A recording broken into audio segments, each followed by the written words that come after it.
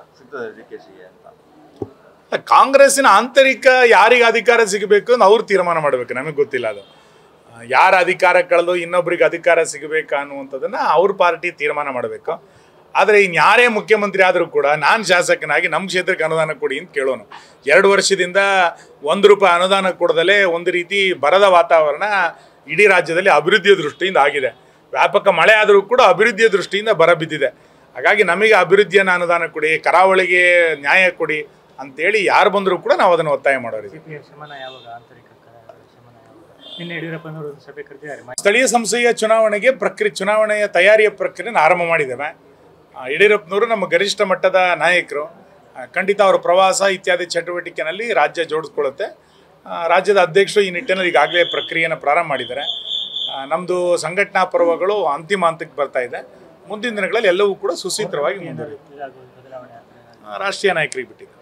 Sir, ಪರಿಹಾರದ್ದೇನು sir? Vikram Gowda ಅವರ ಸಹೋದರಿ ಪರಿಹಾರ ಕೇಳಿದ್ದಾರೆ, ನಮಗೂ ಪರಿಹಾರ ಕೊಡಿ ಅಂತ ಹೇಳಿ, ಯಾಕಂದ್ರೆ ಕೊಂದಿದ್ದಾರೆ. ಅಲ್ಲ, ನಾನು ಅದಕ್ಕೆ ಹೇಳ್ತಾ ಇದ್ದೀನಿ, ಈ ಶರಣಾಗತಿನಲ್ಲಿ ಮುಖ್ಯಮಂತ್ರಿಗಳು ಯಾರ್ಯಾರು ಏನೇನು ಸಂದೇಶ ಕೊಟ್ಟರು ಅಂತ.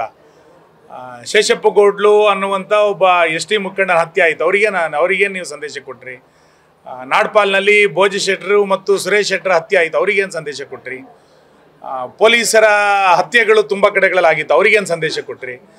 ನಕ್ಸಲರ ಶರಣಾಗತಿ ಪರೋಕ್ಷವಾಗಿ ಸಾಕಷ್ಟು ರೀತಿಯಾದಂಥ ಕೆಟ್ಟ ಸಂದೇಶಗಳಿಗೆ ಮುಖ್ಯಮಂತ್ರಿಗಳೇ ಇವತ್ತು ಅನುವನ್ನು ಮಾಡಿಕೊಟ್ಟಿದ್ದಾರೆ. ಇಲ್ಲಿ ಸಾಕೇತ್ ರಾಜನ ಹತ್ಯೆ ಆದಾಗ ತುಮಕೂರಿನ ಪಾವಗಡದ ವೆಂಕಟನಮನ ಹಳ್ಳಿನಲ್ಲಿ 6 ಜನ ಪೊಲೀಸರ ಹತ್ಯೆ ಆಯಿತು. ಅವ್ರಿಗೆ ಯಾರು ನ್ಯಾಯ ಕೊಡಬೇಕು?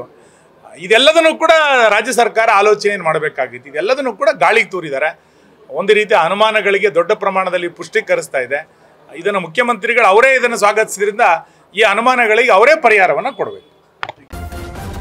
ನ್ಯೂಸ್ ಫಸ್ಟ್, ನಿರ್ಭೀತಿಯಿಂದ ನಿಮ್ಮ ಪರವಾಗಿ.